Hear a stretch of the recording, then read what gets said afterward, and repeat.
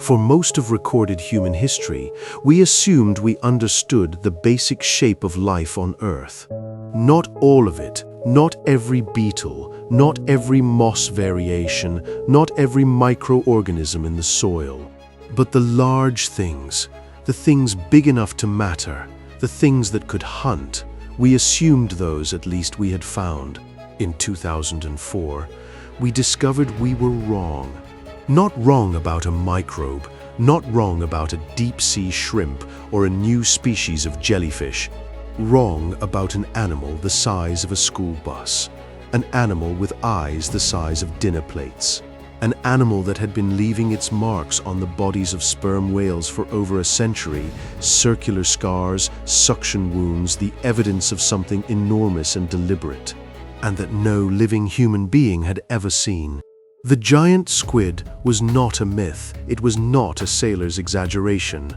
It was real, it was large, and until the morning of September 30th, 2004, when a research team off the Ogasawara Islands in Japan captured the first photographs of a living specimen, it existed for science only as damage, only as the wounds it left behind. If something that large, something that actively hunts, that fights sperm whales at depth, if something like that could remain unobserved until 2004, then the question is not what else is down there. The question is why we were so confident there wasn't. In the early 19th century, a Danish bishop serving in Norway named Erik Pontoppidan published a natural history of the region. In it, he described a creature called the kraken, roughly 1.5 miles in circumference, rising from the sea like an island, dragging ships downward, creating whirlpools visible from shore. The scientific community of the time dismissed it. Not because large cephalopods were impossible, but because the scale was unacceptable. A creature that size would violate everything known about marine biology. In 1857, a Danish zoologist named Japetus Steenstrup formally described a new species based on arm fragments and suckers recovered from Bahamian material. He named it Architeuthis dux, the giant squid. He had never seen one alive. No one had, but the fragments were real, and they were large, and they suggested an animal that science had spent decades insisting couldn't exist. The scientific community accepted the species from fragments, from damage, from evidence that something had been there and left and taken most of itself with it. This is important. Remember this. By the late 1800s, giant squid carcasses had begun washing ashore with regularity, particularly off the coast of Newfoundland. Fishermen had been pulling up pieces for years, tentacles, mantles, fragments of animals that had died at depth and drifted to the surface. The specimens were preserved, measured, catalogued. The largest tentacles suggested animals exceeding 15 meters in total length. The scientific consensus at the time was that these were maximum specimens, the largest that existed. That consensus was based on the specimens they had, the ones that had died in ways that brought them to shore, the ones that had, for whatever reason, come up. There was no mechanism for studying the ones that didn't. In 1966, a research vessel in the South Atlantic recovered a sperm whale carcass. The stomach contents were catalogued, giant squid beaks were common, sperm whales fed on them regularly at depth. What was unusual was the size of some of the beaks. 2 of the beaks recovered from that single stomach exceeded in size any beak in the existing specimen catalogue. Not slightly, significantly. The larger of the 2 implied an animal somewhere between 18 and 22 meters in total length. The finding was noted in the expedition report. It was not the subject of a follow-up study. No dedicated research program was launched. The beaks were preserved. The report was filed. The official position was that beak-to-body ratios in giant squid were not perfectly understood, and that extrapolations from beak size carried significant uncertainty. The largest confirmed giant squid specimen ever recovered measured approximately 13 meters. The beak from that South Atlantic sperm whale implied something nearly twice that length. The uncertainty cuts both ways. The animal could have been smaller than the extrapolation suggested. It could also have been larger. The beak is still in a museum archive. The report is still filed. No one went back. In 1978, Canadian fishermen off Newfoundland recovered a section of tentacle from a giant squid entangled in their gear at approximately 500 meters depth. The tentacle section measured just under 6 meters. It was not a complete tentacle. It was a fragment. The diameter of the suckers on that tentacle section were larger than those recorded on any specimen in the existing catalogue. The intact animal, if the tentacle was proportional, would have been significantly larger than any confirmed specimen. The tentacle section was preserved. The finding was noted. The official assessment was that a tentacle fragment could not reliably predict the size of the whole animal. That is true. It is also true that the sucker diameter exceeded the sucker diameter on the largest confirmed specimen by a margin that proportionality alone does not comfortably explain. Anomalously large, consistent with, these phrases appear in marine biology reports as a way of recording something without quite saying what it means. In 1997, a Japanese research team conducting deep water surveys in the North Pacific recovered footage from a baited camera deployed at approximately 900 meters. The footage showed a giant squid approaching the bait. The existing model suggested giant squid were relatively passive ambush predators, slow-moving, reactive rather than active. The footage showed something different. The animal was fast. It moved toward the bait with purposeful acceleration, and when the bait line became entangled in its tentacles, it pulled. This was 7 years before the first officially celebrated photographs of a living giant squid in 2004. The 1997 footage existed. It was real. The research team published a brief note in a Japanese marine biology journal with limited international distribution. It was not picked up by international science media. When the 2004 photographs were released, the 1997 footage was not mentioned. The research team noted the discrepancy in a follow-up correspondence. The correspondence was acknowledged. No correction was issued. The giant squid story is not a story about one animal. It is a story about a method, about how science builds its picture of what exists at depth and what that method structurally cannot see. Something from the deep dies or rises in a way that brings it to the surface, or into range of a net, or in front of a camera. It gets examined, it gets catalogued, it becomes part of the record. The assumption is that the specimens we find are broadly representative of the population that exists. There is no scientific basis for that assumption. It is a default. The animals we find are the ones that surfaced, the ones that got tangled, the ones that followed bait to a depth our cameras could reach, the ones that came to us. The ones that didn't come to us are not in the record. They are somewhere at depth, living and dying in ways that produce no specimen, no fragment, no footage, no evidence that finds its way into a museum archive or a research journal. The record we have is a sample of what died in ways we could observe, not a sample of what exists. Those are not the same thing. In April 2003, a New Zealand long-lining vessel in Antarctic waters hauled up a specimen of a species described in 1925 from 2 small arm fragments found in a sperm whale stomach, Mesonychoteuthis hamiltoni, the colossal squid. The 2003 specimen was a subadult female. It was not fully mature. A fully mature colossal squid was not recovered until 2007, a specimen weighing 495 kilograms, the largest cephalopod ever officially recorded by total mass. The 2007 specimen's eyes were approximately 27 centimeters in diameter, the largest eyes of any known animal on Earth. Eyes that size serve one function. They are light-gathering instruments, built to see in conditions where almost no light exists.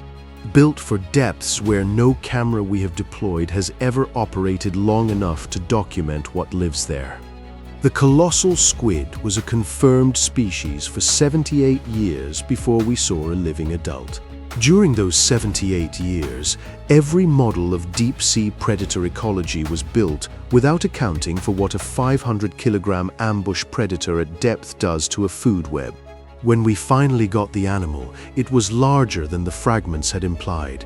Its hooks were more capable of causing damage than any prior model had predicted. The sperm whales had known this the whole time. The wounds on their skin had been telling us something was down there that we hadn't catalogued yet. Sperm whales regularly dive to depths of 2,000 meters in pursuit of prey. Their dives last up to 90 minutes. They return to the surface carrying in their stomachs the beaks of the animals they have hunted and consumed at depth. What researchers find consistently across decades of stomach content analysis from sperm whales around the world, a proportion of the beaks do not match any catalogued species, not closely, not approximately. The beaks are real. They came from something. That something was large enough to be worth a 90-minute dive for an animal that can only hold its breath for so long. Whatever produced those unmatched beaks was significant prey. It was large, it was at depth, and it has never been recovered. Not once. Not a carcass, not a fragment, not a piece of tentacle in a net, nothing. The wounds on sperm whale skin tell the same story. Circular scars, hook wounds. Their dimensions exceed in some cases those producible by any confirmed specimen of any known cephalopod species. Not the giant squid, not the colossal squid, not any described species in the existing catalogue. The sperm whales are encountering something at 2,000 meters that we have never seen. The evidence is on their bodies every time they surface.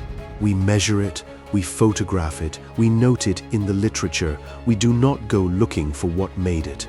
In 2019, a NOAA research expedition deployed a camera system in the deep waters of the Gulf of Mexico using red spectrum lighting, invisible to cephalopods, to observe animals behaving naturally. At approximately 750 meters, the camera encountered a giant squid, and then it did something no prior model had predicted. It attacked. Not defensively, not in response to being grabbed or cornered. It attacked the camera proactively, reaching toward it, investigating, testing, behaving like an active predator, evaluating potential prey. The footage received significant media coverage. What received less coverage was what it implied about depth. The animal had been encountered at the shallower end of its confirmed range. The behavior there already exceeded what any dead specimen had suggested was possible. No system has operated for an extended period at the deepest end of that range. What the animal looks like at the bottom of its range, no one has seen. In 2020, researchers analyzing acoustic data from deep ocean monitoring arrays in the Pacific identified a pattern of biological sound production at depths between 600 and 1,200 meters that did not match any catalogued source. The sounds were low frequency, rhythmic at irregular intervals, produced with a consistency that suggested biological rather than geological origin. Cephalopods were, until recently, believed to be entirely deaf. Research in the early 2000s revised that cephalopods have statocysts, organs sensitive to low-frequency pressure waves. The sounds detected by the 2020 analysis fell within the frequency range that cephalopod statocysts are known to respond to. The researchers published their findings with appropriate caution. The sounds were anomalous, their source was unconfirmed. The biological hypothesis was one of several possible explanations. The sound signatures did not match known profiles of tectonic activity in the region. They did not match the acoustic profile of any surveyed geological event in the catalogue. The official conclusion was that the sounds were of probable biological origin and required further investigation. Further investigation has not been publicly announced. The sounds are still in the data archive. The pattern is still there. It occurred at depths where giant squid are known to exist, in a frequency range that giant squid anatomy is capable of detecting. Nothing in the current biological record explains it. Nothing in the current record has been down there long enough to find out. Go ahead and drop a comment right now. Write the word dark, because I want to know how many people watching this are actually sitting with what that means. Not just what's in the dark, but how much of it there is, and how recently we found out we were wrong about what was in it. And if you're not subscribed, this is the moment, because what comes next is the part that the 2004 media coverage never addressed. The part about what the squid was doing at depth before we found it, what it was doing to the animals we know, and what the animals we know have been trying to tell us for over a century. The language of wounds. The sperm whale evolved approximately 23 million years ago. Its head, roughly 1/3 of its total body length, is the most powerful biological sonar system on Earth. It can produce clicks in excess of 230 decibels, louder than a gunshot at close range, loud enough to stun or disorient prey. The sperm whale is the deepest diving mammal on Earth. Its physiology is a record of everything it has encountered at 2,000 meters across 23 million years of evolution. The collapsible ribcage, the myoglobin-saturated muscle tissue, the ability to redirect blood flow during a dive, every adaptation is an answer to a pressure the animal faced at depth and survived. The scars on its skin are also a record. In 2019, a long-term study of sperm whale scar tissue noted that the circular scar patterns attributed to giant squid had changed in character over a 40-year period. The change was this: the average diameter of the circular scars had increased. Not dramatically, not overnight. Over 4 decades of documented observations, the wounds on sperm whales from encounters at depth had been getting larger. One explanation: the squid population had experienced a size increase over that period. Another: the larger scars were from encounters with an unconfirmed species with different suction dimensions than Archaeoteuthis. The researchers noted that distinguishing between these explanations would require direct observation of sperm whale predation events at 2,000 meters. No system currently deployed is capable of that observation. The scars keep getting larger. The explanation remains open. The depth where it's happening remains, for all practical purposes, beyond our reach. Here is what we actually know, stated plainly. We know that the giant squid existed for the entirety of recorded human history, left physical evidence on the bodies of the ocean's most powerful predators, inspired centuries of maritime legend, and remained unobserved by science until 2004. We know that a second species, the colossal squid, was formally described in 1925 and remained unobserved as a living adult for 78 years.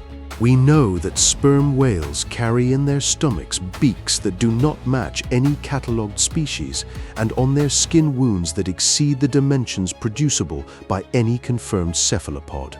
We know that acoustic anomalies at cephalopod-relevant depths and frequencies remain unexplained in the data record.